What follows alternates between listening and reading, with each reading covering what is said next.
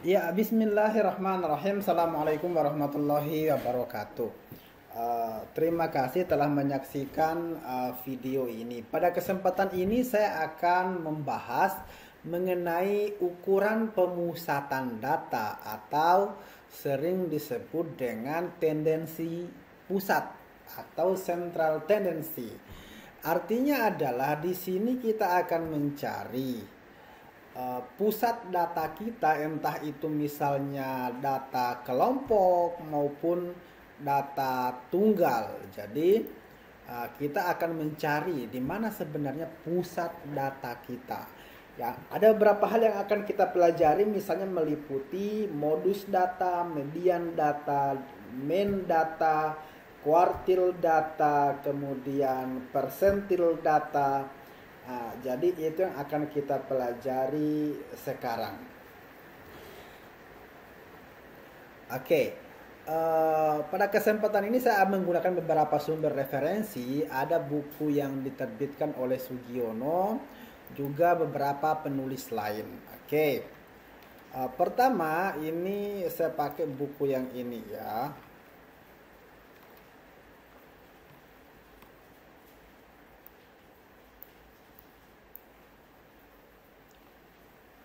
Tentang tendensi data. Oke, jadi berkaitan dengan ini ada beberapa hal yang akan kita bahas. Pertama kita akan melihat tentang mean. Oke, mean data atau rata-rata. Jadi kita akan melihat berapa sih rata-ratanya misalnya. Oke. Jadi nilai tunggal yang dianggap dapat mewakili keseluruhan nilai dalam data dianggap sebagai average. Jadi itu dianggap sebagai rata-rata. Jadi rata-rata ini adalah nilai rata-rata dari suatu data yang ada, disimbolkan dengan mu atau disimbolkan dengan x bar gitu. Oke, namanya X bar. Pertama, kita akan melihat tentang bagaimana sih data tunggal. Jadi data itu ada yang data tunggal seperti yang saya jelaskan sebelumnya. Ada yang datanya adalah data kelompok. Oke. Data tunggal itu adalah data misalnya 7, 6, 5, 8 dan lain semacamnya. Misalnya kalau untuk data tunggal, untuk mencari rata-ratanya kita tinggal menggunakan X bar sama dengan sigma X per N. X bar itu rata-rata, kemudian sigma X itu adalah jumlah semua data. Oke, jumlah semua data. Kemudian N ini adalah banyaknya data. Oke, jadi kalau misalnya dilihat seperti contoh ini, hitunglah rata-rata nilai dari data berikut: 7, 6, 5, 8 dan 6. Rata-ratanya berapa? Jadi kita pakai jumlahkan dulu sigma X. Kita pakai sigma X ya. Jadi sigma X sama dengan sebenarnya 7 tambah 6 tambah 5 tambah 8 tambah 6. Nanti hasilnya berapa? Kita akan dapatkan kemudian. Jadi itu yang ditambahkan kan tadi adalah X bar itu sama dengan sigma X per N. Oke, tadi rumus tadi sigma X itu adalah jumlah keseluruhan data. Jadi data kita jumlahkan 7 tambah 6 tambah 5 tambah 8 tambah 6. Ternyata jumlahnya adalah 32. Jumlah data berapa? Banyaknya data 1, 2, 3, 4, 5. Jadi rata-ratanya adalah 32 per 5 sama dengan 6,4. Oke, itu adalah rata-rata data tunggal. Untuk menghitung rata-rata ini misalnya boleh juga menggunakan aplikasi Excel. Jadi misalnya ada di Microsoft Office, ada di Excel, itu tinggal ketik sama dengan baru tulis average, baru blok data yang mau dihitung rata-ratanya, didapatkanlah berapa rata-ratanya. Oke. Kemudian bagaimana kalau misalnya datanya adalah data berkelompok? Oke. Beberapa pertemuan sebelumnya saya sudah minta untuk bisa membuat data kelompok. Oke. Data kelompok itu adalah data yang dikelompok-kelompokkan. Jadi misalnya 65 sampai 67. Jadi data 65 masuk di situ, 66 masuk di situ, 67 juga masuk di situ. 68 sampai 70, 68, 69, 70 masuk di situ. Kemudian berikutnya dalam membuat tabel itu ada namanya nilai tengah. Nilai tengah itu adalah nilai yang ada di tengah interval 65 dan 67. Yang di tengahnya 65 dan 67 apa? Itu adalah 66. Oke. Misalnya bagaimana kalau misalnya ini kan misalnya ganjil sendiri di tengah. Bagaimana kalau genap nih? Misalnya intervalnya misalnya 65 sampai 68. Jadi 65, 66, 67, 68 ada 4 nih. Berarti nilai tengahnya berapa? Berarti nilai tengahnya adalah berarti di antara 66 dan 67. Nilai tengahnya berapa? 66,5. Oke, saya hapus.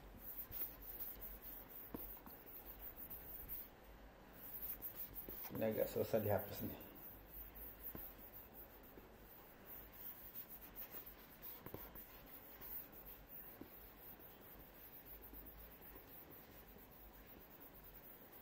Oke. Bagaimana mencari nilai tengah? Bagaimana mencari rata-rata dari data kelompok? Rumusnya ini. Rumusnya adalah X bar sama dengan sigma fx per sigma f. Sigma fx per sigma f. Oke, ini diingat. Sigma fx itu apa? Adalah hasil penjumlahan ya, hasil jumlah frekuensi dikali dengan nilai tengah. Oke, nilai tengah kita simbolkan dengan X, frekuensi kita simbolkan dengan F.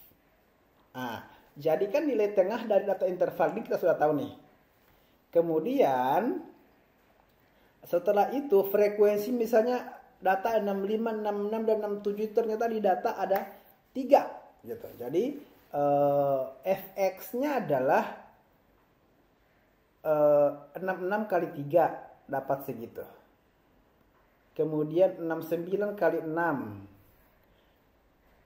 72 kali 12 dan seterusnya. Oke. Sigma fx jadi hasil kali. Oke, jadi ini dijumlahkan 198 tambah 4 ini dijumlahkan. Tambah 414 tambah 864 tambah 972 sama dengan 2925. Ini adalah sigma fx. Oke, sigma F-nya mana? Sigma F-nya itu adalah jumlah seluruh frekuensi yang ini. Jumlah seluruh frekuensi itu adalah sigma F. Berapa jumlahnya? Jadi 3 tambah 6 tambah 12 tambah 13 tambah 4 tambah 2 tambah sama dengan dijumlahkan 40. Berarti sigma F-nya 40, sigma Fx-nya adalah 2925. Rata-ratanya berapa? Rata-ratanya adalah 2925 per 40 dapatlah 73,125. Itu adalah rata-rata dari data kelompok. Bisa dibedakan ya, rata-rata tunggal dengan rata-rata data kelompok. Kalau tadi rata-rata data tunggal adalah jumlah keseluruhan sigma X per N. Kalau yang data kelompok adalah sigma Fx, frekuensi kali nilai tengah dibagi dengan frekuensi. Oke. Berikutnya. Ini bukunya buku terbagi dua ini. Median. Oke. Median ini adalah nilai tengah atau angka yang berada di tengah dari sebuah data. Jadi tetap lagi kita kembali bahwa median nantinya ada dua. Median data tunggal juga median data kelompok. Median data tunggal itu rumusnya gampang-gampang saja. Oke. Karena dia bergantung, misalnya datanya ada 3, nilai tengahnya berapa? Berarti data yang kedua gitu. Oke. Kalau misalnya datanya data ganjil ya, maka mediannya adalah data yang paling tengah, atau misalnya XN per 2. XN per 2 itu adalah jumlah data keseluruhannya dibagi 2. Jadi misalnya nanti sebentar kita lihat ya. Jika jumlah datanya genap, maka rumusnya adalah median sama dengan XN per 2 tambah XN tambah 2 per 2 dibagi 2. Atau median juga bisa dipakai dengan rumus ini, lebih sederhana. 1/2 N tambah 1. N itu jumlah data berapa. Misalnya ini ada soal nih. Tentukan median dari data berikut. 423, 67, 58. Ada berapa semuanya? 1, 2, 3 ya. Sorry, saya hapus dulu. 1, 2, 3, 4, 5, 6, 7. Oke, yang nomor 1 ini ada 7.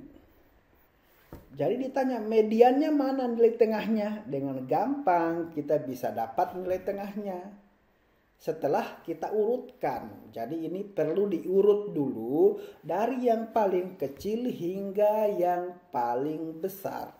Jadi 2, 3, 4, 5, 6, 7, 8. Datanya adalah ganjil. Tadi kita dapat datanya ada 7. Jadi mediannya data keberapa nih? Jadi 1/2. Oke. Kalau data tunggal, data ganjil ya, N tambah 1. 1/2.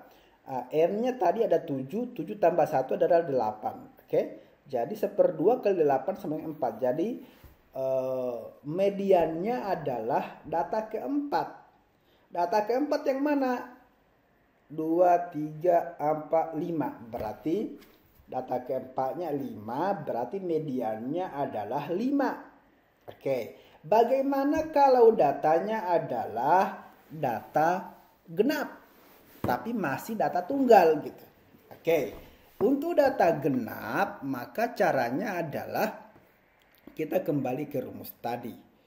Yaitu kalau data genap, tetap kita urutkan dulu ya. Kita urutkan datanya. Kita urutkan datanya, kemudian kita cari data yang tengah yang mana.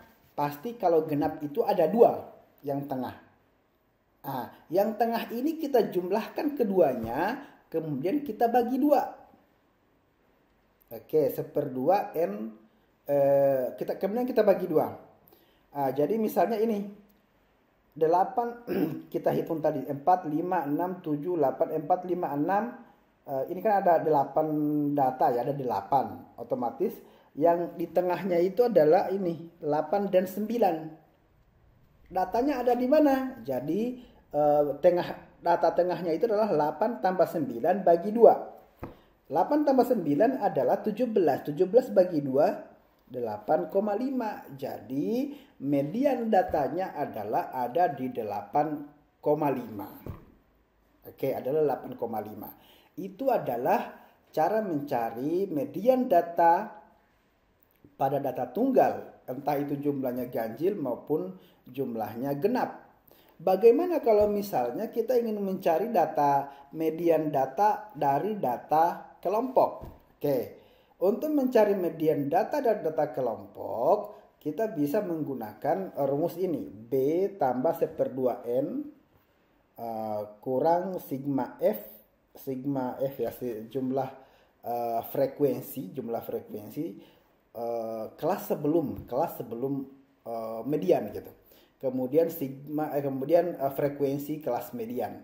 Jadi MA itu median, B itu adalah tepi bawah kelas median. Tadi tepi paling bawahnya kelas median. Tapi sebelum ini sebenarnya kita harus lihat dulu kelas median ada di mana. Itu kelas median kita lihat di frekuensinya kan. Ini kan nilai tengah. Oke, frekuensi menengahnya di mana gitu.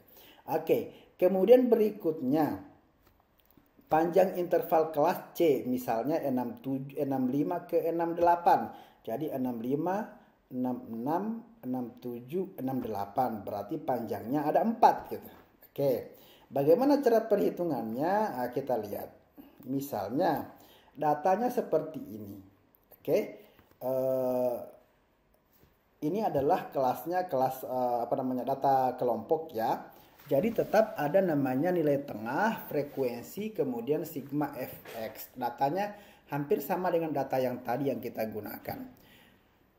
Jumlah datanya berapa? Artinya jumlahnya berapa? Tinggal kita lihat di frekuensi. Dijumlahkan 40. Oke. Jumlah datanya 40. Berarti letak kelas median adalah adanya di setengahnya gitu. Ini karena nilai tengah nih. Setengah dari N. Setengah dari N adalah 20. Oke. Jadi sebenarnya kelas median itu adalah ada di jumlah frekuensi yang 20. Di jumlah dari atas gitu. Jadi misalnya ada di mana? 20 atau lebih ya. Boleh lebih. 20 atau lebih. Lebih besar sama dengan 20. Oke. Jadi ada di mana? Lihat frekuensinya. Frekuensi yang ini misalnya, yang hari sebelum ya, pertama frekuensi ini gitu. 3 tambah 6 9. 9 tambah 12 itu adalah 21. Berarti kelas mediannya ada di sini karena setelah dijumlahkan di sini frekuensi 21. Oke? Di sini adalah frekuensi 21. Kemudian berikutnya kelas median kita sudah dapat nih. Ada di sini. Kemudian kita mencari B. B itu adalah tepi bawah kelas median. Tepi bawahnya berapa? Kelas mediannya kan ini 71 sampai 83. Tepi bawah artinya sebelum angka 71. Itu adalah setelah kelas berikutnya ya. Jadi tepi bawahnya adalah 70,5. Kan sebentar lagi nanti masuk di 71 gitu. Oke. Saya hapus dulu ya. Berikutnya sigma FO atau jumlah frekuensi sebelum kelas median. Di sini dia tulis 7 tapi sebenarnya salah. 6 tambah 3 ini adalah saya tulis 9. Jadi jumlah frekuensi sebelum kelas median itu adalah 9. C-nya berapa? Oke. Interval kelasnya berapa? 71 ke 73. 71, 72, 73. Berarti C-nya 3. Frekuensi kelas median berapa? Oke. Frekuensi kelas median itu adalah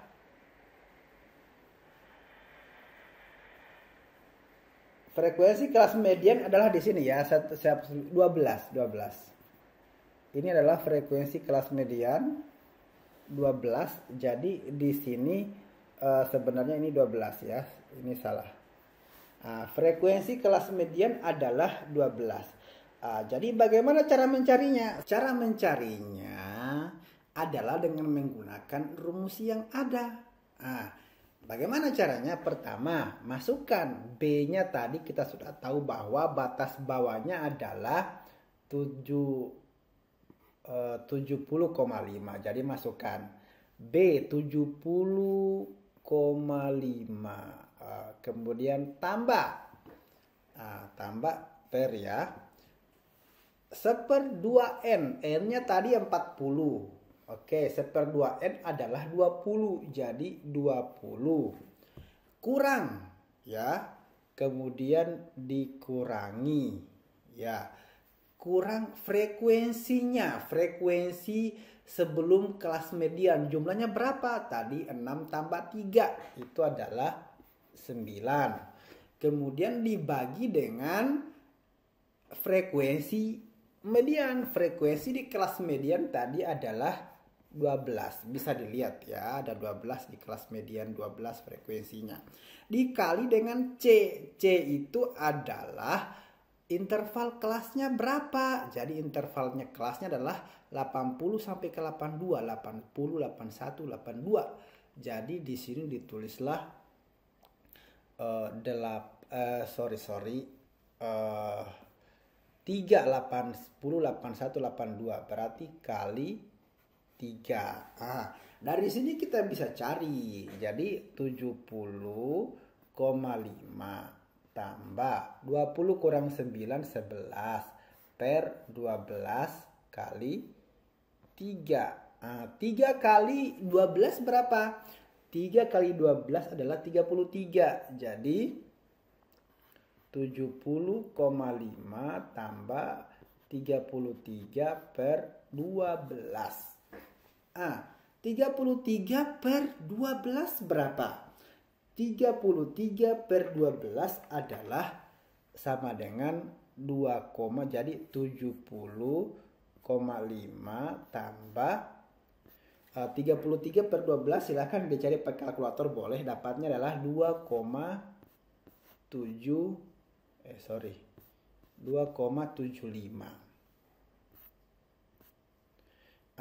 2,75 kemudian kita jumlahkan dengan 70,5. 70,5 ditambah dengan 2,75 sama dengan 73,25. Jadi kelas median atau median dari data kelompok tadi adalah 73,25.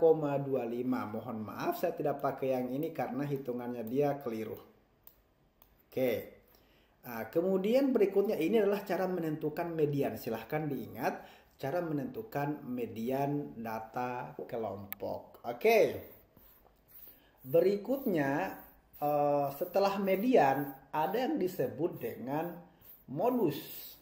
Kalau tadi kan median adalah nilai tengah.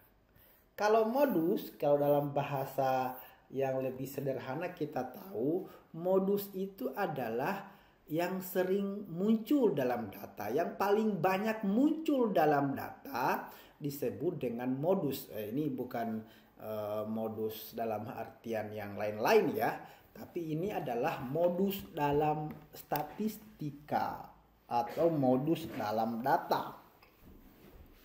Oke. Modus dalam data ini tetap kembali lagi kita akan bedakan data kelompok misalnya atau data tunggal.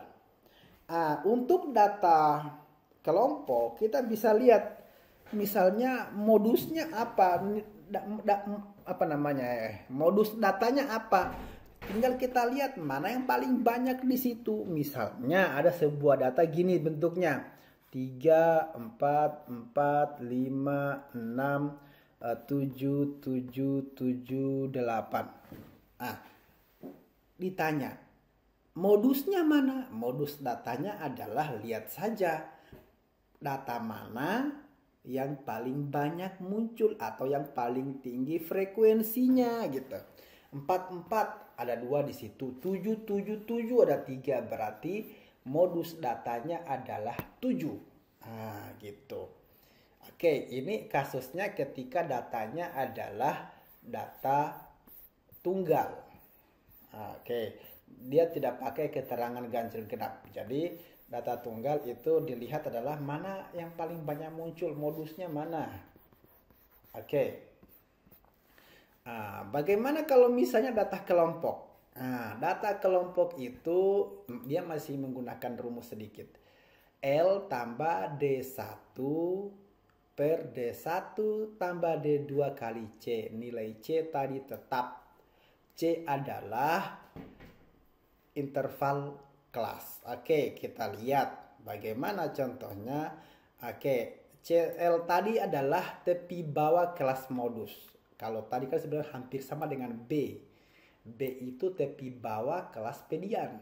Nah, yang ini disebut dengan L, tepi bawah kelas modus. Oke. Misalnya disajikan data seperti ini ya. Tetap datanya adalah data interval. MO tadi adalah modus. Mana tadi rumusnya? Rumusnya tadi adalah MO sama dengan L tambah D1 per D1 per D2. Jadi MO sama dengan L tambah D1 per D1 tambah D2 dikali C. Nah, itu adalah modus. D1 adalah selisih frekuensi kelas modus. Misalnya modusnya ada di 68. Jadi selisih frekuensi adalah 32 kurang 25. Nah, itu D.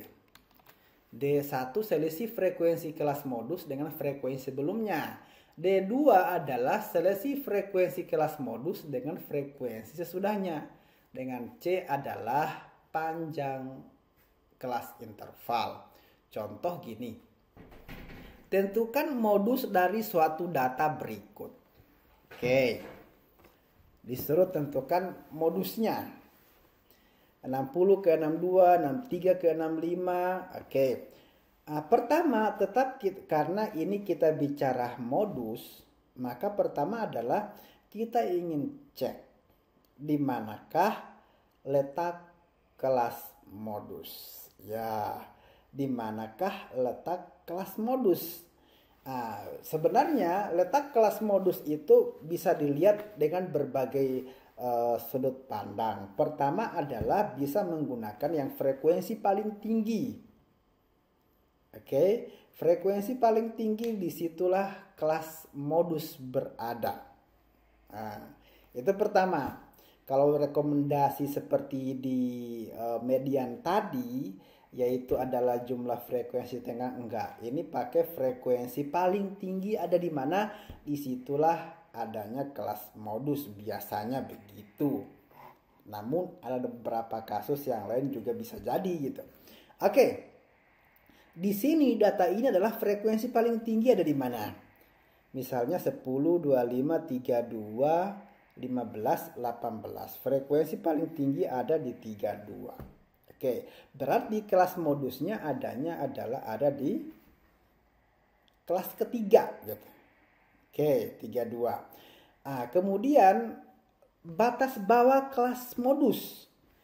Ini kan 66. Sebelum 66 itu setelah 65 dan sebelum 66. Angka apakah dia? Yaitu 65,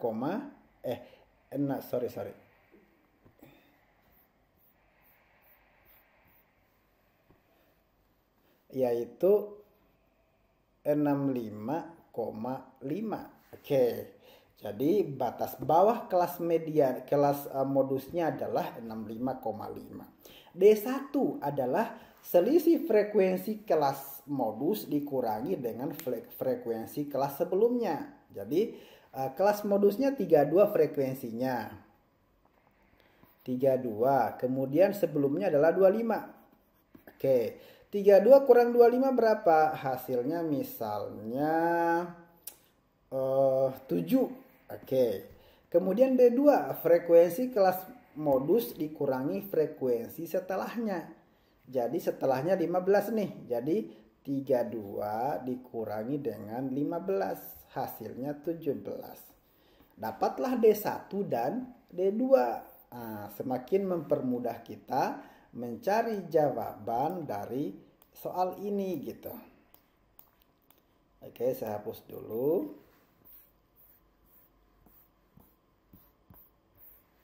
Oke.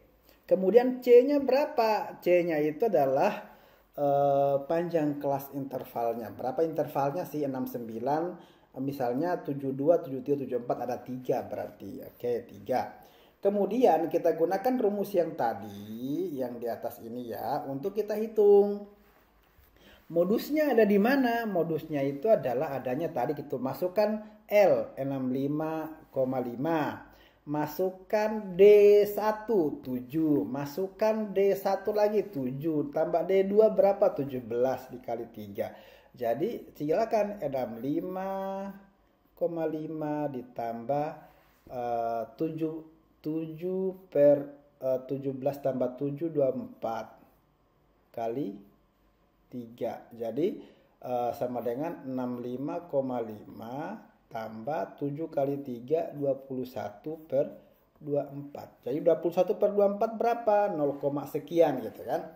Baru ditambah 65,5 dapatnya adalah 66,375. Jadi modus dari data ini adalah 66,375. Oke. Jadi kita sudah belajar tadi mean, kemudian median, kemudian modus.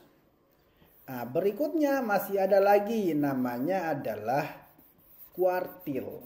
Oke, apa itu kuartil? Kuartil itu adalah nilai-nilai yang membagi seperempat. Oke, jadi kuncinya kuartil itu adalah seperempatnya. Oke.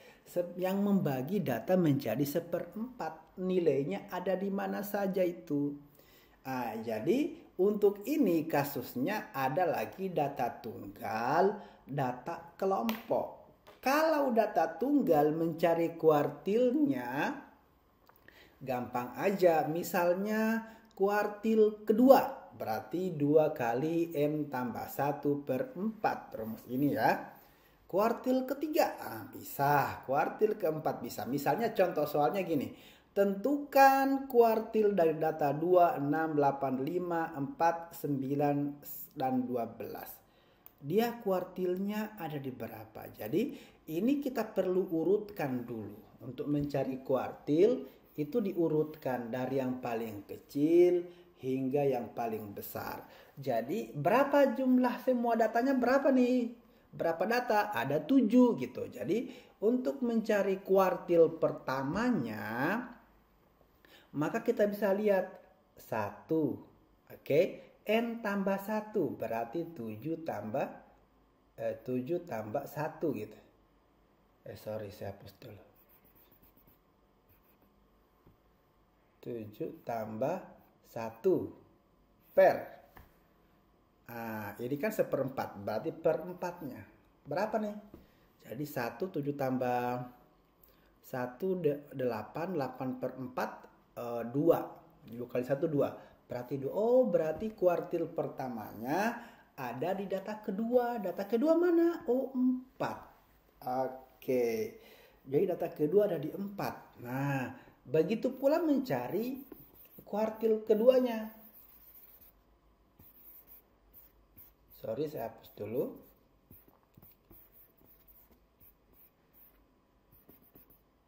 Oke, untuk mencari kuartil kedua masukkan lagi.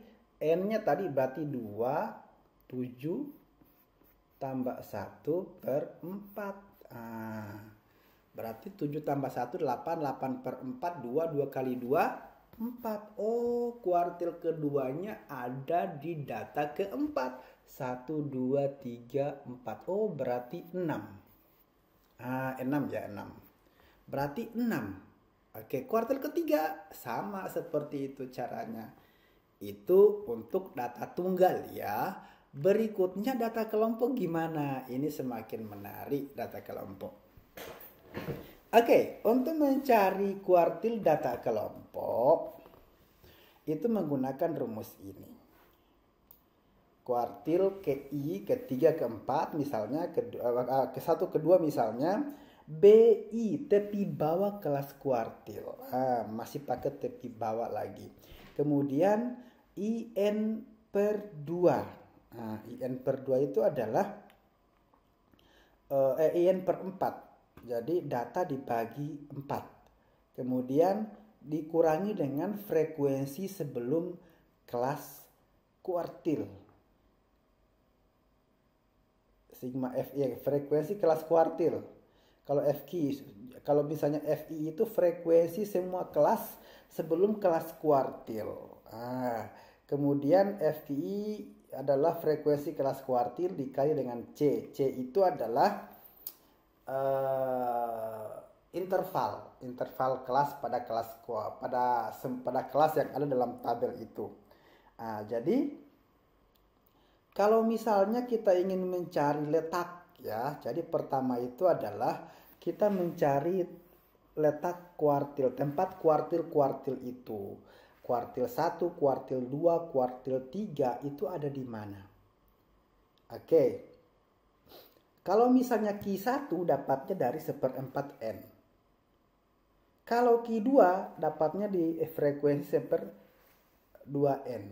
Kalau kuartil 3 dapatnya di 3/4 N. Bagaimana caranya? Lihat berikut ini. Oke, kita akan cari. Ini bahwa N-nya adalah jumlah frekuensinya adalah 40. Jadi kuartil pertama, oke. Kemudian kuartil kedua dan kuartil ketiga. 1/4 N, 1/2N, dan 3/4 N. 1/4 dari 40.